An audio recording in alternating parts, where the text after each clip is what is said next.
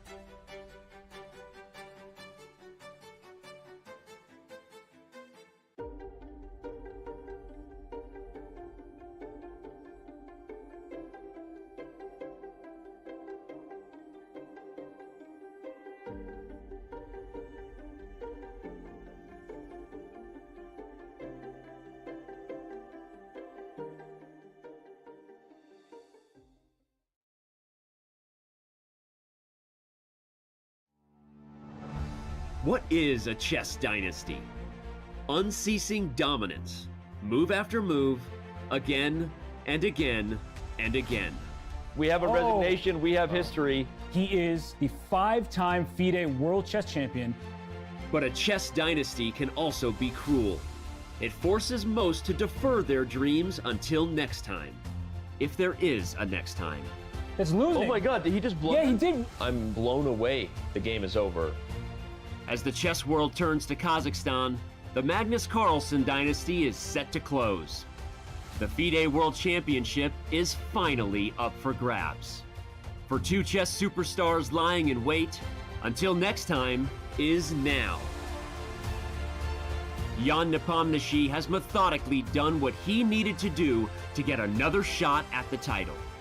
The pressure to seize the moment this time rests heavily upon him. They both know this is a draw. Yeah, there's the handshake. It is a split point, which means Jan Nepomniachtchi keeps his 1-point advantage in this match. Ding Liren knows firsthand what the end of this dynasty means. An unexpected chance to make history. Can China's best turn his good fortune into eternal fame? The path to come back is getting narrow now. With just 3 games, he will have to take maximum risk. The legacy of this championship spans across centuries. It reads from the names of chess giants. For the first time in a decade, a new name will raise the trophy and be etched into chess history. It's the 2023 FIDE World Championship. Whose name will next be called champion?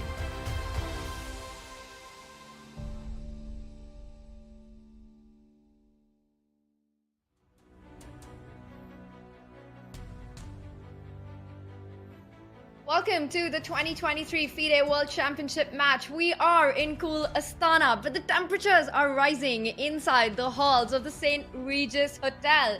And that is where the action happens. We will take you live to the playing arena. In moments from now, Jan Nepomniachtchi and Ding Liren will arrive.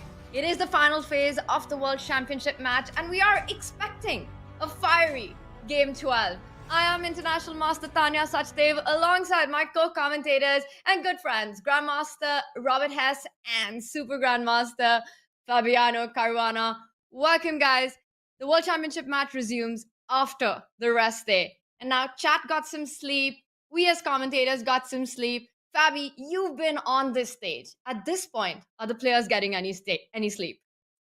I hope they're getting some sleep. They're certainly going to need the energy today, and coming into the final super crucial games, they're going to need all the rest that they can get to have the energy to potentially win this World Championship. Robert, what's that been like for you? Sleepless in New York, calling the chess action? Is that the American dream? Well, no sleep for the weary. Thankfully, I have leftover preparation for the 2021 World Championship. I may not have been playing, but Fabiano and I were up at the crack of dawn every single morning. And so I'm ready. I hope Ding Liren is ready because he cannot be sleepy at the board today. Yeah, he needs to be. Well, time is running out. Just 3 games remain. Ding needs to find his chances to equalize. The match saw 5 decisive results in the first half. An explosive start. It was fire on board right from the opening phase. Big surprises in the opening, big time scrambles, big risks. But going into the second half, after 4 back-to-back victories that we saw, well, it's been a very stable affair. The players have been playing with caution. They have been playing solid chess, confident draws there, and it has coincided with a rumored potential preparation leak of training games. Hikaru Nakamura said it is an unprecedented World Championship prep league. Well, has the last 4 draws, Fabi, bought that time for Team Ding to come up with fresh opening ideas? Was that the strategy with the cautious approach that we saw from Ding? I think that we've seen with Ding's recent white approaches, and he's trying to feel Jan out and trying to feel out where there might be some weakness in the repertoire. But it generally feels like he has run out of ideas, and he kind of alluded to that a little bit in the press conference where he said that he will use the rest day to search for new ideas. And that suggests that the repertoire that was built up over the months and months of preparation before the match has run out. That's normal in a very long match. You can't create a million opening ideas with the white pieces or with the black pieces. At some point they run out, and I think near the end of the match, both players have started to slow down a bit with their opening approach. Also, we saw Jan playing rather steady, quiet, slightly poisonous lines, but nothing super direct or threatening in the last few games. And Ding Liren has been open, honest, respectful, emotional during those post-game press conferences. He's going to need to have the game be open. He's going to have to leave his emotions out there on the board today. He's going to have to be vicious, no more respect for his opponent, because Ding Liren needs a win, and he needs it now. There are only 3 games remaining in this match.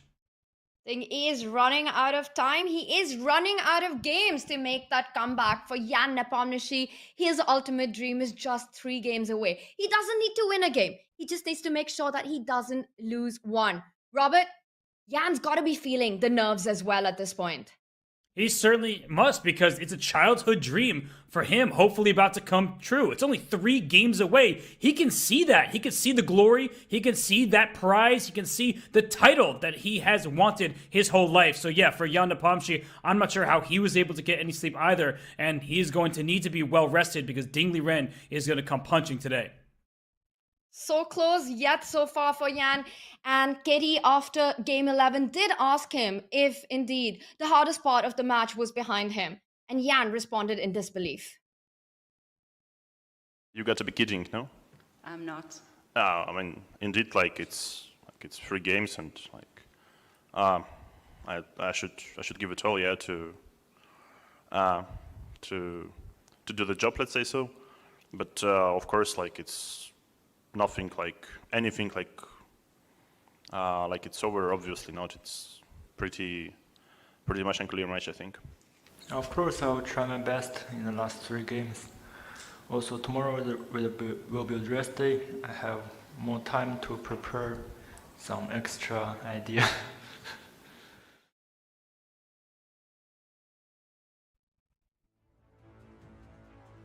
Jan Nepomniachtchi, the job isn't over. He's still got work to do, but it essentially will be over if he can get 1 more win in. And these are the odds that the Chess.com stats team gives Jan based on the result of today's big game 12. Jan starts with the black pieces. If he wins, it will essentially mean match over. It says 98%. I wouldn't be surprised if it said 99.9% for that in that scenario. Impossible for Ding to make a comeback from a 2-point deficit. But for Jan, a draw is also a great result. With the black pieces, the big question, Fabi, for Jan's team will be to figure out where will Ding try to poke and prod out of the opening. How in a World Championship match can Team Jan and the team of seconds try to figure that out? I think the more interesting question is for Ding, in fact, because for Jan, it's I think going to be pretty standard going into the game with the black pieces. He is going to try to play normal repertoire, what he prepared before the match. He's not going to change anything up, because changes take a lot of nervous energy and a lot of work, and you don't want to do that at the moment when I'm sure both players are super tired and they want to preserve energy as much as possible. For Ding, it's more a question of where can I search for new ideas, and I think generally speaking, you don't want to go into territory where you don't know where your opponent might be going. So he has information on what Jan wants to do in the English. He has information on what Jan wants to do in the Nimzo Indian. Those are the places where I would be searching for ideas, because at least you can kind of guess where your opponent will be trying to go. That would be my guess, one of those 2 openings, and I'm really thinking we might see another reverse Sicilian today, but who knows? At this stage in the match, all options are on the table. Well, Ding needs to choose one. He needs to pick one. He needs to go for it. And with complete depth of preparation there, he has to create his chances. That's for sure. Team Jan has to take that solid approach. And Robert, Fabi is alluding to a 1c4 start. I want to ask you, apart from the opening phase, what's the one thing that you'd like to see from Ding today? I would like to see him show no fear. Of course, the opening will play a part in that, but I also think that back in Game 7 and then in Game 8, he was nervous about the clock, and he was looking at the clock regularly, making sure that he didn't get into too much time trouble. So I want to see Ding just be loose. I want him to be able to play a game where it's must-win territory, starting to feel that way. But as he himself said, that he won the final game of the candidates over Hikaru Nakamura to earn his right to this World Championship. So he's proven that in the very last game, against all odds, he can get that dub. So I think that for Ding Liren, I want to see him come out fighting, not make a peaceful, solid draw. He really needs to throw everything but the kitchen sink at Jan Nepomniachtchi today. Ding Liren has to do, well, it is a tough task for him, but time is running out. It is one of his final 2 whites today. The last time he won a game in this match was back in game 6. And while we saw a lot of back and forth and punches being traded by both these players in the first half, we see an extremely high accuracy rate there in the second half of the match. And to me, it looks like, well, chess, if played perfectly, draw is a natural conclusion. Is that what we saw happen, Robert, there in the last 4 games where we witnessed 4 draws? I'll be fighting once. Yeah, because you'll see a bunch of games where the percentage is under 90, and that makes sense because one side has to make a mistake in order for the other to win. And game 8, that was a draw, but actually Ding Liren could have won that with proper execution when he could have taken a rook. So I think that the last few games, we're seeing that elite super grandmaster chess that we all know and sometimes don't love because there are a lot of draws, but you can hardly fault the players because they're really not faulting at all. And there we see Ding Liren has arrived. Some anti-cheating measures of FIDE with the international arbiter Gopa Kumar are in order, and they're going on. Big burning question, Fabi, will Yan return with the pink shirt? Well, it's been working for him the last few games. He's been making solid draws, and that's what he needs at this stage in the match. As he said, he won't mind a draw with the black pieces at all, getting closer to the finish line. And I think for Ding, it's maybe already close to a must-win game, but he still has to straddle that line between, I really want to win this game, but I have to avoid a loss at all costs. While if you're in a pure must-win, you can just throw caution to the winds because it doesn't matter at that point. He's still at that point where he can't lose, and although he wants to win, still a draw would keep it more or less within that striking distance. But a loss is, as you said, turning into a pretty much desperate, practically hopeless situation. It's such a tightrope to walk, and where you have to take this calculated risk. You have to create your chances. You have to get your opponent into complication, give him the chances to go wrong. But in that deep dark forest of Mikhail Tal, where 2 + 2 is equal to 5, it can indeed backfire for either of the 2 players. And we see Jan Nepomniachtchi, he does indeed return with the pink shirt. It's been working great for him. All he needs to do is to make sure that things are kept under control with the black pieces. Robert, for Ding, is it time to start playing every single game like his last? I like what Fabiano was just saying there, that for Ding, he really wants to win, but he cannot afford a loss. And I'm thinking about this from Jan Nepomniachtchi's perspective, and not just because he would go full Damien from Mean Girl and say, I want my pink shirt back if someone took it away from him. He is doing what works well for him. That salmon-colored shirt has worked to perfection. He has not lost while wearing it, so he's got to keep rocking it. And I think for Ding Liren, yeah, he is going to just go into that forest. He's going to try to divert